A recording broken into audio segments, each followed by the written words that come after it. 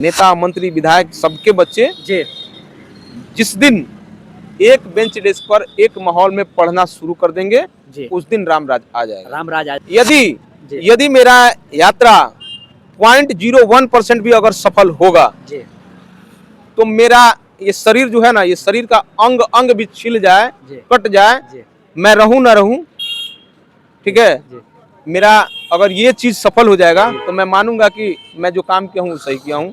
या सो अभी मैं मौजूद हूँ अयोध्या नगरी में और जैसे कि देख सकते हैं मेरे साथ एक भाई साहब है जो बेतिया से अयोध्या के लिए पैदल निकल चुके हैं। बहुत ही लंबा दूरी इन्होंने तय किया है और इन्होंने रामराज के सिद्धांत यात्रा नाम दिया है इसका। मुक्त शिक्षा, मुक्त चिकित्सा, एक देश एक टैक्स, एक देश एक कानून, रिटायर्ड को पेंशन। इन्होंने समझिए कि 5 सिद्धांतों के बारे में यहाँ पे लिखवाया है कुछ, इसी के बारे में इनसे जानने की कोशिश करते हैं। अच्छा, क्या नाम हुआ आपका? मेरा नाम रंजन है भाई। जी रंजन भाई, आप ये बताइए जो आप बेतिया से अयोध्या के लिए पैदल यात्रा कर रहे हैं, कितना वक्त लग गया आपका? मुझे 4 दिन लगे हैं यहाँ आने तक। 4 दिन? कितना स्पीड से चले हैं कि 4 दिन में पहुंच गए हैं? अरे भाई, मैं 4 घंटा, कभी 2 घंटा, कभी 1 घंटा सोया, मतलब बहुत कम सो करके मैंने चलते आया हूँ। लगातार निरंतर? लगातार। जी। क्या कल सोया भी नहीं था? कल सोया भी नहीं था? 24 घंटा रातों दिन। आप ये जो लिखवाए हैं थोड़ा इस पर फोकस कीजिए। रामराज का सिद्धांत यात्रा, इसके बारे में थोड़ा विस्तार रूप से आप समझाइए, क्योंकि जो भी मेरे दर्शक है वो समझ नहीं पाएंगे इसका मतलब क्या है। जी।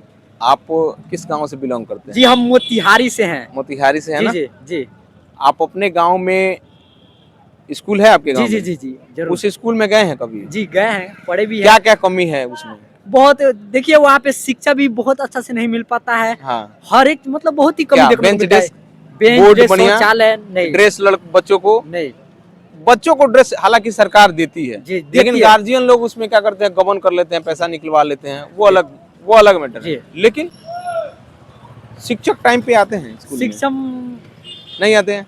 आपके गांव के मुखिया जी का घर का बच्चा आपके स्कूल में पढ़ता है? नहीं पढ़ता है, ये तो सोच भी नहीं सकता। आपके गांव के, आपके विधानसभा के विधायक जी का बच्चा, उनके घर का बच्चा उस स्कूल में पढ़ता है? नहीं पढ़ता है ना? या किसी भी सरकारी विद्यालय में सांसद महोदय के घर का बच्चा नहीं पढ़ता है? नहीं पढ़ता है। डीओ साहब का, नहीं, डीएम साहब किसी का, भी नहीं डीडीसी पढ़ता का, है। किसी का भी ऑफिसर हो, क्यों नहीं पढ़ता है? राजनेता हो। तो यही लोग ना नियम बनाते हैं या संचालित करते हैं। तो फिर इन्हीं के बच्चे क्यों नहीं पढ़ते हैं? कुछ कहीं ना कहीं खोट है, कहीं ना कहीं खोट है ना भाई। हाँ, है। तभी ना इम्प्लीमेंट नहीं हुआ है। जी। मेरा मानना है कि यदि आम आदमी के बच्चे, बड़े बड़े लोगों के बच्चे, नेता मंत्री विधायक सबके बच्चे जी जिस दिन एक बेंच डेस्क पर एक माहौल में पढ़ना शुरू कर देंगे जी, उस दिन रामराज आ जाएगा। रामराज आ जाएगा। जी जी जी जी बिल्कुल।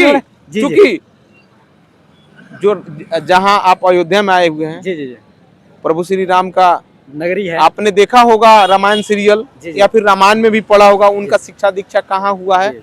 एक कुटिया में हुआ है, एक गुरुकुल में हुआ है, न कि उनके महल में हुआ है। बिल्कुल। क्या सामर्थ्य नहीं था? राजा दशरथ जी को सामर्थ्य नहीं था कि वो अपने महल में रख के अपने बच्चों को पढ़ा सकते? उनके पास तो ऐसा सामर्थ्य था कि हजारों शिक्षकों का फौज समझिए खड़ा कर सकते थे। कर सकते थे ना? फिर भी उन्होंने गुरुकुल में भेजा जी, आम लोगों के बीच में भेजा जी, भेजा ना जी, भेजा। तो हमारे देश के राजनेता, हमारे देश के बड़े बड़े अधिकारी, बड़े बड़े लोग अपने बच्चों को क्यों नहीं पढ़ाते हैं? आखिर ये शिक्षा नीतियाँ, स्वास्थ्य नीतियाँ बनाते यही हैं, चलाते यही हैं, फिर उनका इलाज उन हॉस्पिटलों में नहीं होता है, उनके बच्चे उन स्कूलों में नहीं पढ़ते हैं। आखिर क्या कारण है, क्या रीजन है?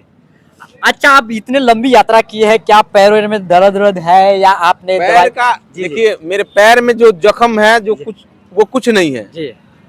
यदि मेरा यात्रा 0.01% भी अगर सफल होगा जी, तो मेरा ये शरीर जो है ना, ये शरीर का अंग अंग भी छिल जाए, कट जाए, मैं रहूं ना रहूं, ठीक है, मेरा अगर ये चीज सफल हो जाएगा तो मैं मानूंगा कि मैं जो काम किया हूँ सही किया हूँ, या जो मेरी यात्रा है वो सफल होगा। हम यही प्रार्थना करेंगे ईश्वर से कि लोगों को उतना सद्बुद्धि दे, राजनेताओं को उतना सद्बुद्धि दे, अधिकारियों को उतना सद्बुद्धि दे कि अधिकारी लोग इन चीज को इम्प्लीमेंट करें जी, नेता लोग इन चीजों को इम्प्लीमेंट करें, ये नियम लागू करें। और लोगों को उतना सद्बुद्धि दे कि ये चीजें मांग करे रंजन सरकार। भाई, आप इतनी लंबा यात्रा करके आए हैं, क्या कहेंगे लास्ट में 2 शब्द मेरे दर्शकों से क्या कहेंगे? तो मैं ये मैसेज दूंगा कि आगामी 2024 का जो इलेक्शन आने वाला है, जनता इन चीजों की मांग करे। जी। कम से कम आपको बाकी चीजें अच्छी लगे ना लगे, लेकिन 2 चीजों की आप मांग जरूर मुफ्त करें। शिक्षा और मुफ्त चिकित्सा,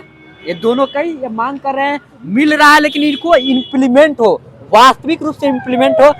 ये थे रंजन जी, जो बेतिया से चल के अयोध्या की धरती पे पैदल यात्रा करके यहाँ पे आए हुए हैं।